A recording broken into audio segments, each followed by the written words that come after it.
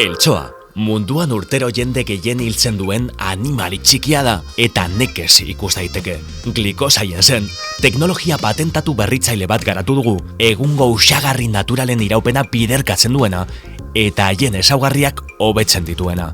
Babesa dakar, egunean jartze bakar batekin. Pediatriarako eta haurdun dauden emakumeentzat egokia da. Naturala da eta horrek larruazala ez kaltetzea eragiten du. Bektorek eragindako gaixotasunen prebentzioa irauliko duen teknologia garatu dugu. Baina nola funtzionatzen du Glycoscience-ren teknologia patenteak? Egungo usatze produktuek iraupen laburra dute, ez dira oso eraginkorrak. Kontzentrazio altua behar dute, beraz, larruazalarekin kontaktuan jartzen direnean narritagarriak izan daitezke. Glycoscience-ek garatutako teknologiari esker, gluzidoen molekula, naturala, xurgatze errazeko dermoprotektore eta narritagarririk gabea, beste reaktibo batzuekin lotzea ahalbidetzen du, hala nola intsektuak usatzeko produktuak. Entzimen egintzaren bidez, glikokonjugatu bat eratuz lotuta geratzen dira.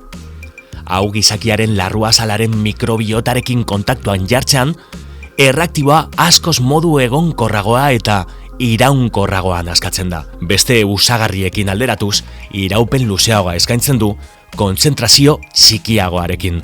Glikokonjugatu hau ez da narritagarria, pH neutroa du eta larruazalean ez da sartzen, seguruagoa bihurtuz. Gainera, teknologiak gluzidoak erreaktibo ezberdinekin konbinatzeko gaitasuna du. Hala nola, virusen kontrakoekin, kortikoideekin edo antiseptikoekin. Aplikazio berriak sortzeko ahalmen handiarekin kokatzen gaitu horrek. Glycoscience, bioteknologia mundu hobea lortzeko.